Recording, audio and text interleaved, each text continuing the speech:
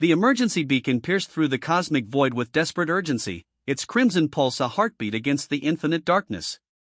Princess Zarakai of the Eltherian Empire clutched her wounded side, feeling the warm flow of her azure blood seeping through her ceremonial robes. The escape pod had been her last hope when the hegemony forces overwhelmed her diplomatic vessel, but now even that hope lay shattered around her in twisted metal and sparking circuitry. The planet below was designated as a primitive world in the Galactic Council databases, inhabited by a species called humans who had barely achieved interstellar awareness. It was the kind of place where a wounded alien princess might hide until rescue arrived, if rescue ever came. The pod's impact had been brutal, carving a smoking crater into what appeared to be a forested area far from any human settlements. Zarakai's 3 hearts beat in a syncopated rhythm of pain and fear as she activated her universal translator and emergency communicator. The device crackled to life, picking up scattered transmissions from her people's search fleets. What she heard made her blood run cold. Sector Command, this is Admiral Thexmore. Princess Zarakai's vessel has been confirmed destroyed. No survivors detected. Her Royal Highness is to be presumed dead. All search operations are hereby terminated. The words hit her like a physical blow. Her own people, her own military, had given up on her. In the complex political web of the Eltherian Empire, her disappearance might even be convenient for some. The peace treaty she had been negotiating would die with her, and the hardline faction that opposed any cooperation with the hegemony would gain more power. Perhaps they hadn't searched as hard as they could have. Zarakai forced herself to her feet, her tall, willowy frame swaying as waves of dizziness washed over her. Her pale blue skin had taken on an unhealthy gray tinge, and her silver hair hung in matted strands around her elongated face. The wound in her side was deeper than she had initially thought, and she could feel her strength ebbing with each passing moment. The human planet's yellow sun was beginning to set, casting long shadows through the alien trees. She needed shelter, medical attention, and time to heal before she could attempt to signal another ship. But, first, she had to survive the night. As she stumbled through the underbrush, leaving a trail of luminescent blue blood that glowed faintly in the gathering darkness, Zarakai heard something that made her freeze in terror. The sound of pursuit, heavy footsteps, snapping branches, and the mechanical whine of tracking equipment. The hegemony forces had followed her down to the surface. Commander Vexthal's voice crackled through the forest on a wideband transmission, meant to be heard by any listening devices. The Eltherian princess cannot be allowed to escape. She carries sensitive information about our operations. Find her body and confirm the kill. Zarakai's diplomatic training had taught her to read between the lines of such statements. The hegemony didn't just want her dead, they wanted to make sure she stayed dead, and they wanted her knowledge of their secret military buildups to die with her. She pressed herself against the rough bark of a massive tree, trying to quiet her labored breathing as the sounds of the search party grew closer. That was when she first heard it, a low, rumbling sound that seemed to vibrate through the ground beneath her feet. It was unlike anything in her extensive xenobiology education, not quite a growl, not quite a mechanical noise, but something that spoke of power barely contained. Through the gaps in the forest canopy, she caught a glimpse of a strange creature moving with surprising stealth for something of its size. The being appeared to be some sort of human, but larger and more heavily built than the species profiles in her database suggested. He moved through the forest with the fluid grace of a predator, and there was something different about his posture, his gait, something that suggested he was not entirely normal. Most disturbing of all, he seemed to be tracking the same trail she was leaving, the glowing droplets of her alien blood. Panic surged through Zarakai's 3 hearts. She was trapped between the hegemony hunters behind her and this unknown human predator ahead. In her weakened state, she could not hope to outrun either threat. Her only option was to find a hiding place and pray that both groups would pass her by. She spotted a fallen log partially hidden by dense undergrowth and crawled toward it, biting back cries of pain as thorns and rough ground tore at her ceremonial robes. The decorative fabric, woven with threads of precious metal and designed for diplomatic ceremonies, was utterly unsuited for survival in a wilderness. She managed to wedge herself into the narrow space beneath the log just as the sounds of pursuit reached their crescendo. Through a gap in the fallen leaves, she watched as the hegemony soldiers emerged into the small clearing where she had been standing moments before. There were 6 of them, their insectoid forms encased in powered armor that gleamed dully in the fading light. Their leader, Commander Vexthal, raised one clawed appendage and spoke into his communicator. "Blood trail leads this way. She's wounded and moving slowly. Deploy the sensors and scan for non-human life signs." The soldiers began setting up their equipment with mechanical precision, their compound eyes glittering as they searched the forest. Zarakai held her breath, knowing that even the most basic hegemony scanners would detect her elevated body temperature and unusual biochemistry within minutes. But then, the strange human appeared. He emerged from the forest like a force of nature, moving with a silence that should have been impossible for a being of his size.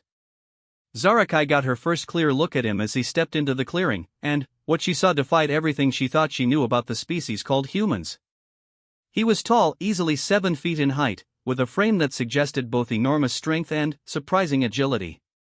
His skin was weathered and scarred, speaking of a life lived in constant hardship. But it was his eyes that truly unsettled her. They held an intelligence that was unmistakably human, yet there was something else there, something wild and untamed that reminded her of the apex predators she had studied on a dozen different worlds. Most shocking of all was what accompanied him. At his side loped a creature that her translator identified as a canine, one of the domesticated animals that humans had formed symbiotic relationships with. But this was no ordinary dog. It was massive, with a thick coat of dark fur and intelligent eyes that seemed to take in every detail of the scene before them. The bond between the human and the animal was immediately apparent in the way they moved together, like 2 parts of a single hunting organism. Commander Vexthal's head snapped up as he detected the newcomers, his mandibles clicking in alarm. Unknown contacts. Identify yourselves immediately or be destroyed. The human said nothing. Instead, he simply looked at the hegemony soldiers with those unsettling eyes, his head tilted slightly to one side as if he were evaluating them as prey.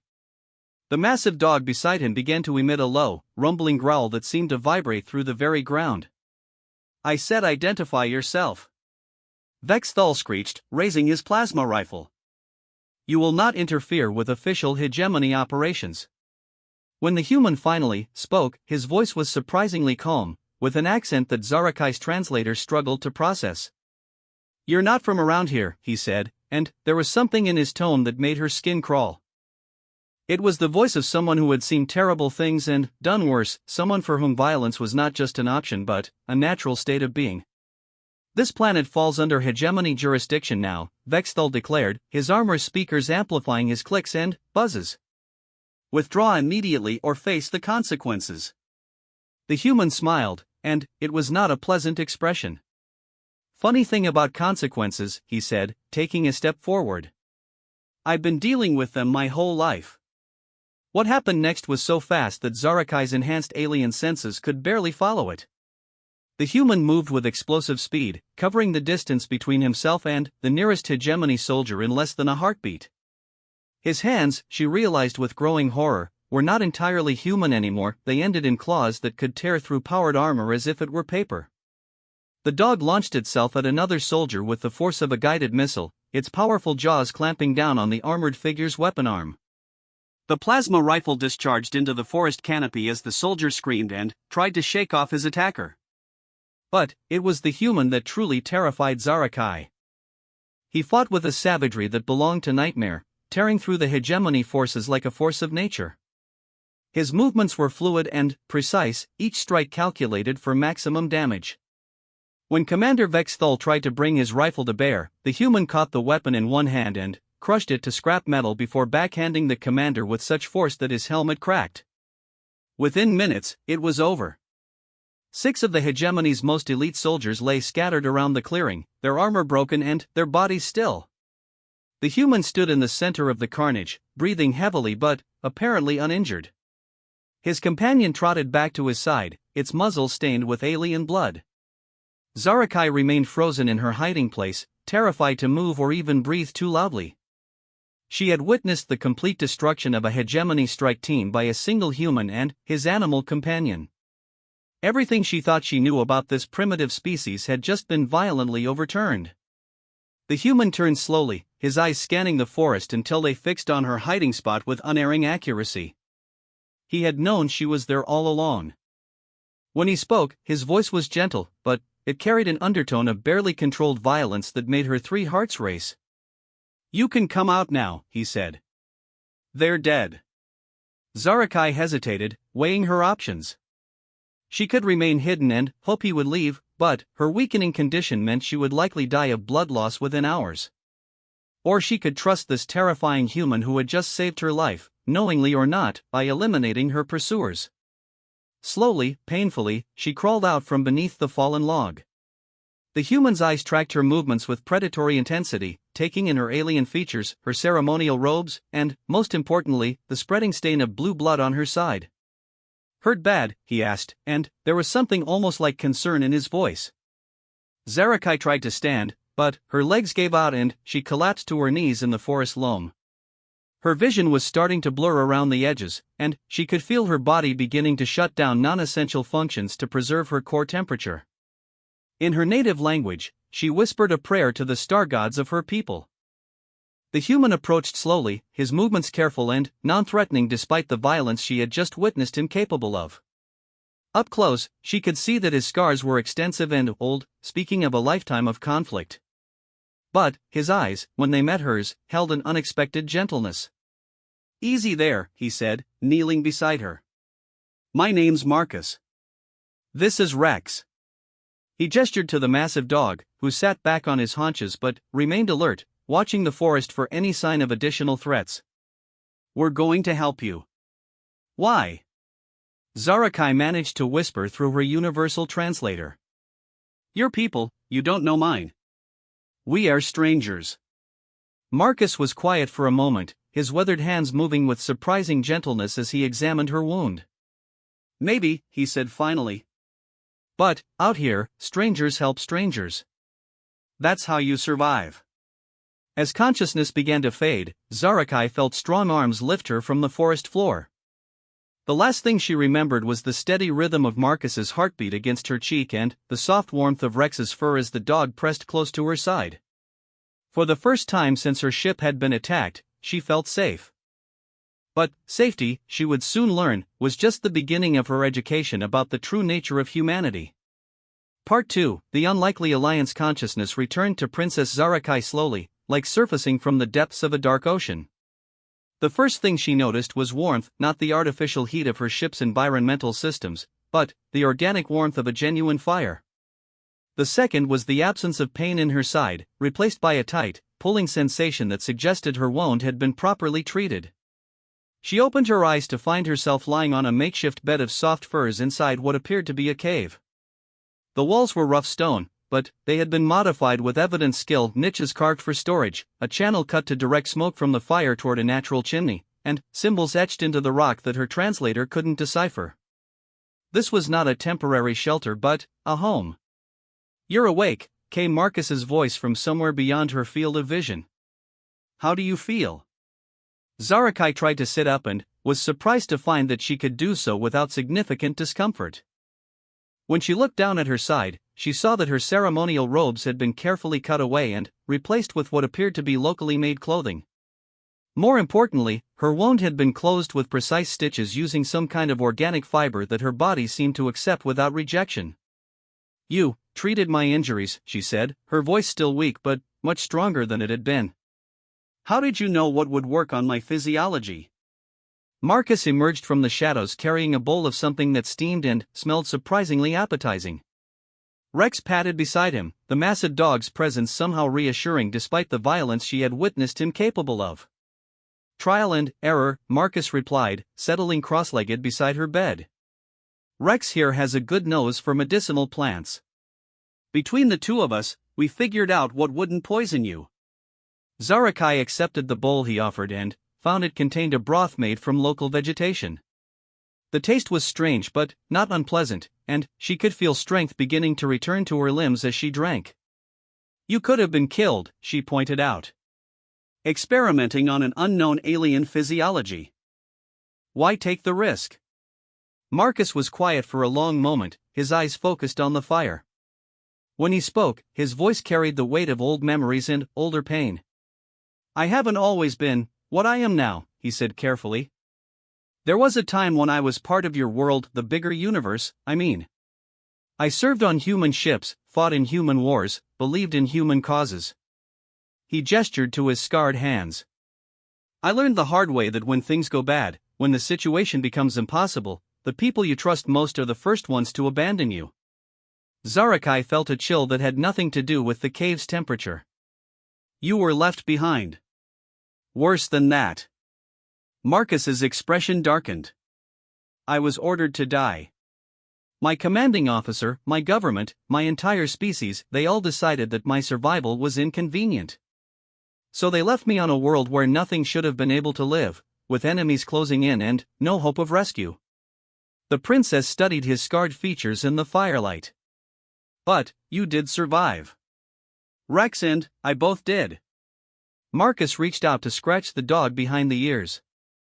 We learned that when civilization abandons you, you don't become less than human, you become more than human. Stronger. Harder. More capable of doing what needs to be done. Zarakai set down the empty bowl and considered his words. My own people declared me dead, she admitted. They stopped searching before they could have possibly confirmed my destruction. I suspect some of them preferred it that way. Politics, Marcus said with distaste. Same everywhere, apparently. The powerful sacrifice the inconvenient. So what happens now? Zarakai asked. I cannot return to my people without proof that I survived, and even then, there are those who would prefer my permanent silence.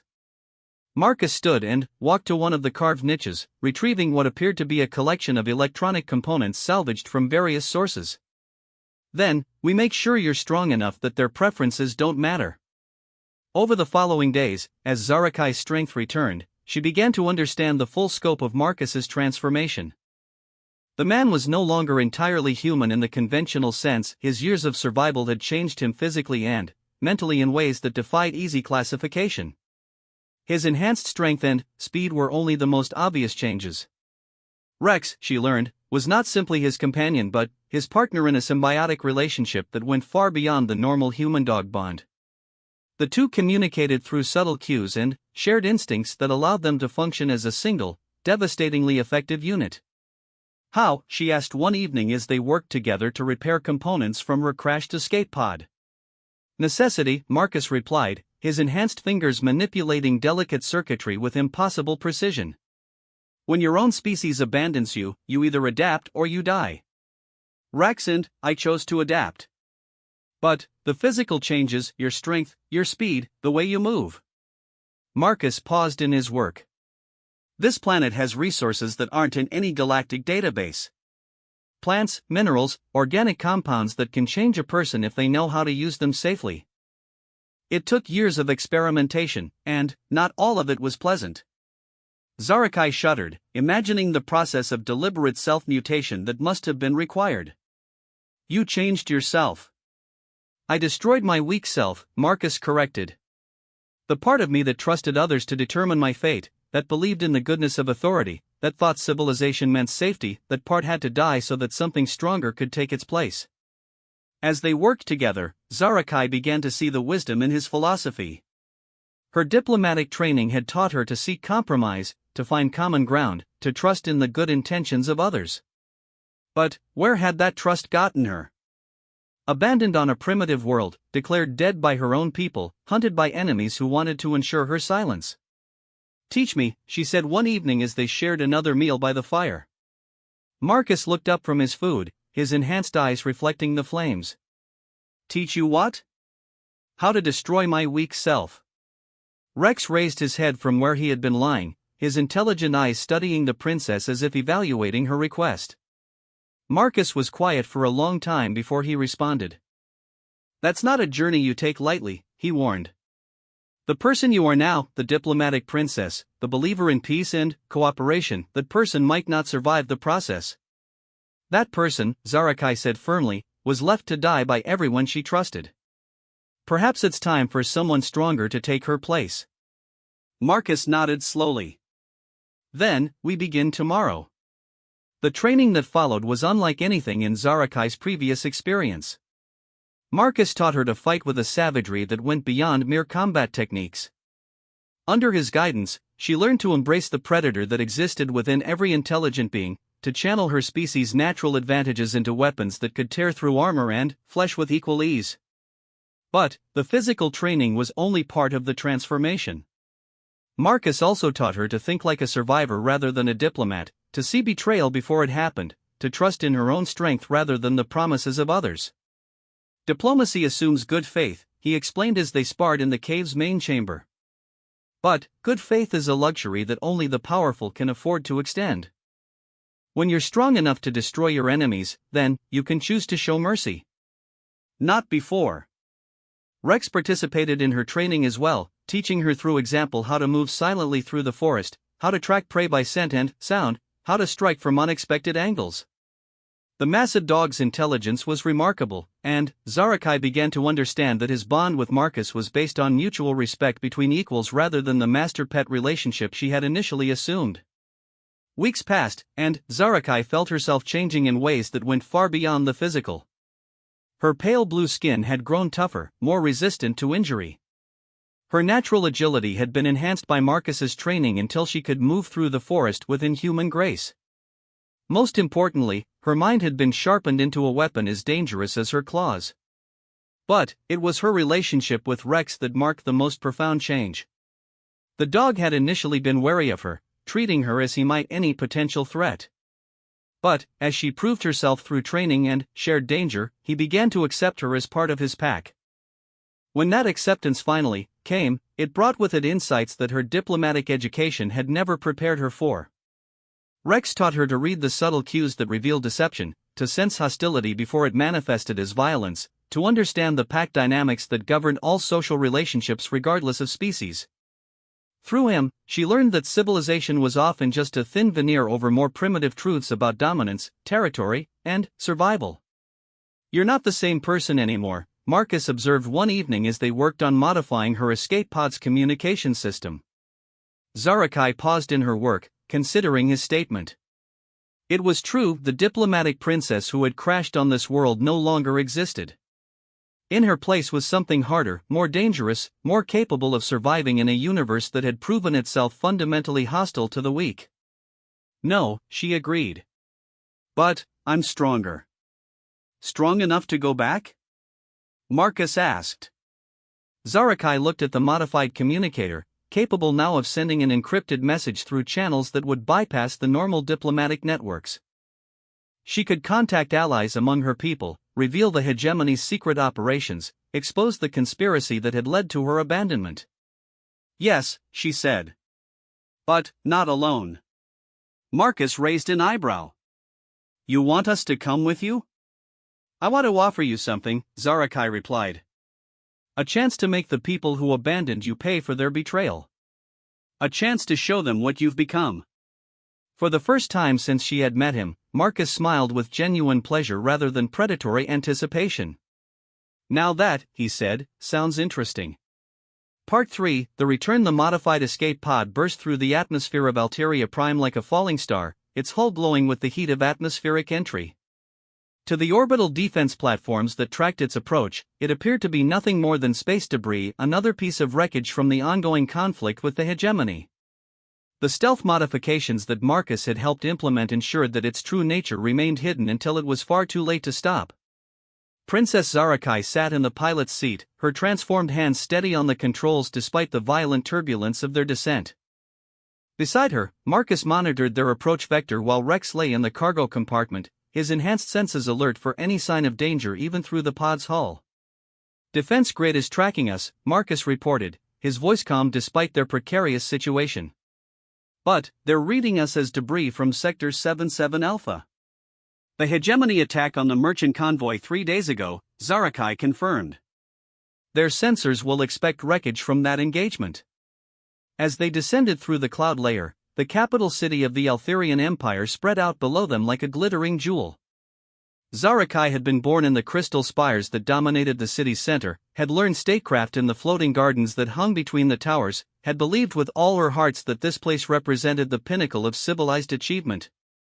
Now, looking down at the city through eyes that had been opened by betrayal and hardship, she saw something different. The gleaming towers were built on foundations of political expedience and casual cruelty. The beautiful gardens were maintained by the labor of species deemed lesser by Altherian standards. The peace and prosperity that she had once taken for granted was purchased with the suffering of those too weak to protect themselves. "Landing zone in sight," she announced, directing the pod toward an abandoned manufacturing district on the city's outskirts. The area had been evacuated during the early stages of the war, leaving behind empty factories and warehouses that would provide perfect cover for their arrival. The pod touched down in the ruins of what had once been a textile plant, its impact cushioned by Marcus's modifications to the landing systems. As the dust settled around them, Zarakai activated the pod's communication array and sent out a carefully crafted signal on a frequency that only one person would be monitoring. Within minutes, a response came through, verification code 779 Alpha. Identity confirmed. Standing by for extraction. Tamray, Zarakai said with satisfaction. My personal bodyguard. One of the few people in the Empire I can still trust. Can you? Marcus asked, his tone carefully neutral. Zarakai considered the question seriously. The old Zarakai would have been offended by the implication that her loyal bodyguard might betray her. The new Zarakai understood that trust was a luxury she could no longer afford. She's useful, she replied. For now. They emerged from the pod into the perpetual twilight of Alteria Prime, where the planet's 3 moons cast shifting patterns of light and shadow across the landscape. Rex immediately began scanning the area with his enhanced senses, his body language communicating his findings to Marcus through their symbiotic bond. We're alone, Marcus reported. But there are recent scent trails. Someone's been watching this area. Zarakai's enhanced hearing picked up the subtle sound of an approaching vehicle before Marcus's human senses could detect it. A sleek atmospheric craft descended from the clouded sky, its hull bearing the ceremonial markings of the Imperial Guard. Tamray emerged from the craft alone, her hand resting casually on the grip of her plasma sword.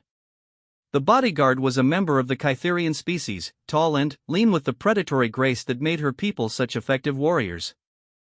Her large, multifaceted eyes took in every detail of the scene before focusing on Zarakai. Your Highness, she said, dropping to one knee in the traditional gesture of respect. I had hoped you were alive, but I feared the worst when the search was called off so quickly. Rise, Tamray, Zarakai commanded, noting how her bodyguard's eyes tracked Marcus and Rex with professional wariness. I require a full briefing on the current political situation. Of course, Highness. But, first, Tamray gestured toward Marcus and Rex. Your companions? Allies, Zarakai said simply. They saved my life and have proven their loyalty. They go where I go. Tamray's mandibles clicked softly, a sign of unease in her species. Highness, bringing unknown aliens into the capital is my decision to make, Zarakai interrupted, her voice carrying a new edge of authority that made her bodyguard step back involuntarily. I am not asking for your approval, Tamray. I am giving you an order. The journey to the capital proper took place in tense silence. Tamray piloted the craft with professional skill while stealing glances at her changed princess. Marcus sat with deceptive casualness, but Zarakai could see the way his enhanced senses tracked every movement, every sound, every potential threat. Rex lay at his feet, apparently sleeping but actually monitoring their route through senses that far exceeded those of any natural canine. The situation has deteriorated significantly since your disappearance, Tamray finally reported as they approached the city center. Lord General Kexval has assumed emergency powers pending confirmation of your death. He's using the crisis to push through military appropriations that the civilian council would never have approved. How convenient for him, Zarakai observed. And what of the peace negotiations I was conducting?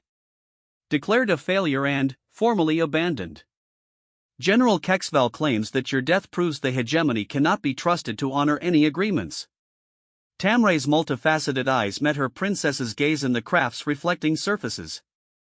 There are rumors that he knew about the hegemony attack in advance. Marcus spoke for the first time since boarding the craft. He sold her out. The thought had occurred to me, Tamray admitted carefully. Zarakai felt a cold rage building in her chest, but it was a controlled anger now, tempered by her training with Marcus. The old Zarakai would have demanded immediate justice, would have trusted in the system to punish those who had betrayed her. The new Zarakai understood that justice was something you took for yourself. "Where is General Kexval now?" she asked. "In the war room beneath the central spire. He's planning the next phase of the military campaign." Tamray paused. "Highness, if what you suspect is true, then he will answer for it," Zarakai said with quiet finality. They landed on a private platform high in the crystal spires, a location that Tamray had carefully chosen for its isolation from the main traffic patterns. As they disembarked, Zarakai looked out over the city that had once been her home and felt nothing but cold determination. "Security protocols?" Marcus asked, his tactical mind already assessing the environment. "The war room is guarded by General Kexval's personal troops," Tamray explained. "Elite units, heavily armed and completely loyal to him rather than to the crown. Even with my security clearance, we won't be able to simply walk in." Marcus smiled, and Zarakai recognized the expression from their time in the forest. It was the look of a predator who had found worthy prey. "Good," he said. "I was hoping for a challenge." The descent through the crystal spire took them past levels of increasing security.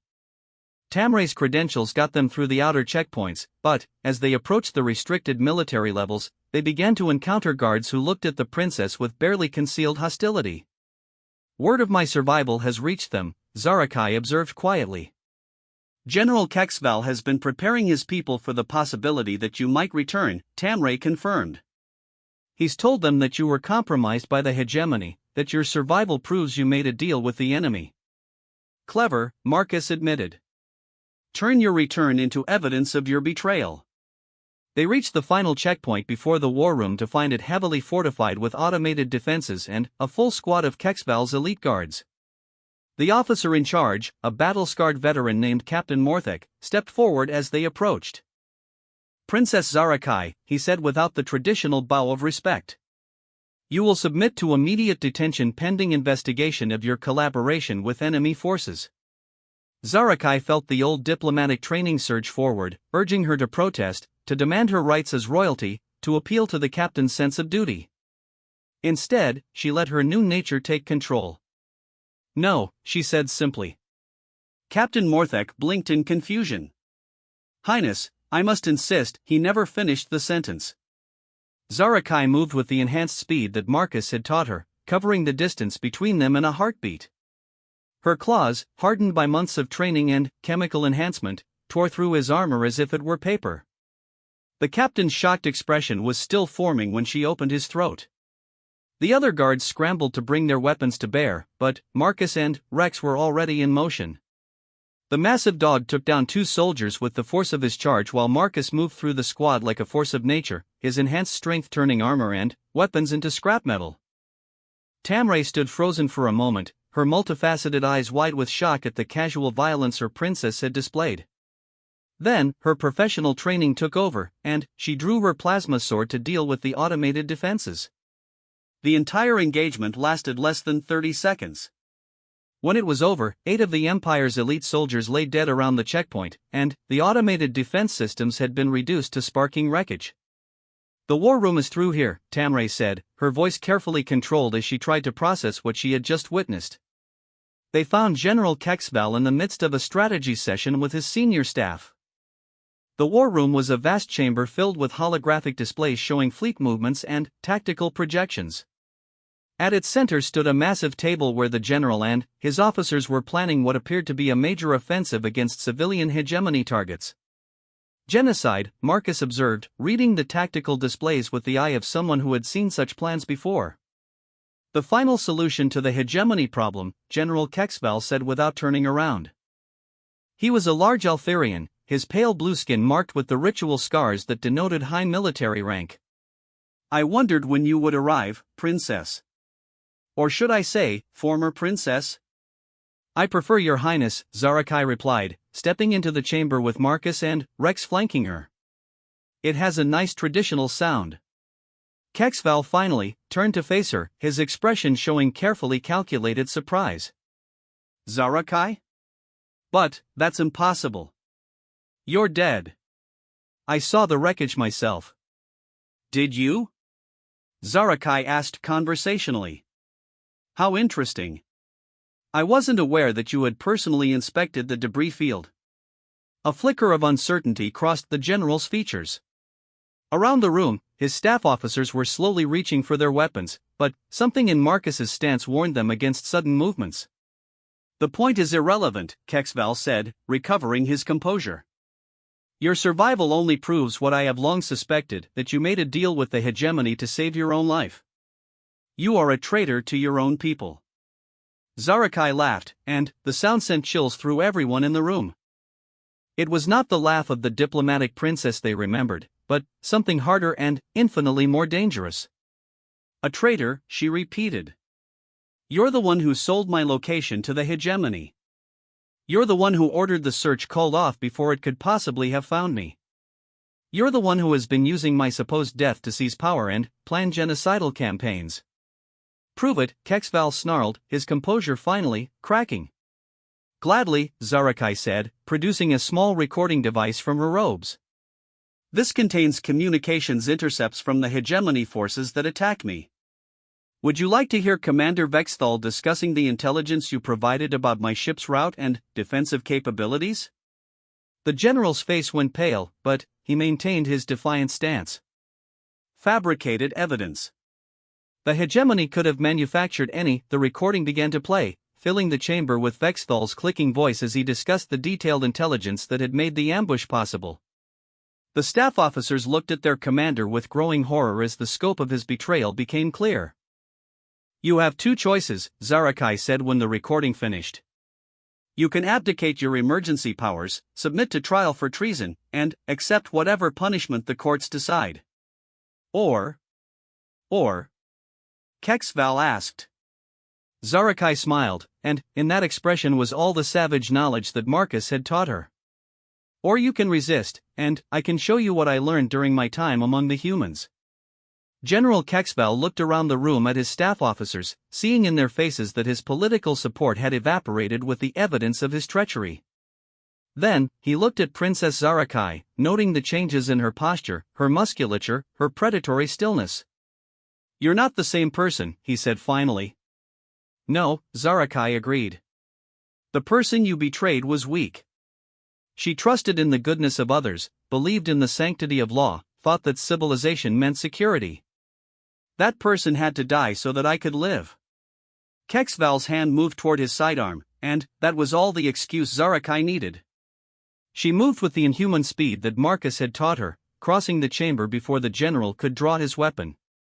Her claws found the gaps in his armor with surgical precision, and General Kexval, architect of betrayal and genocide, died as he had lived, without honor.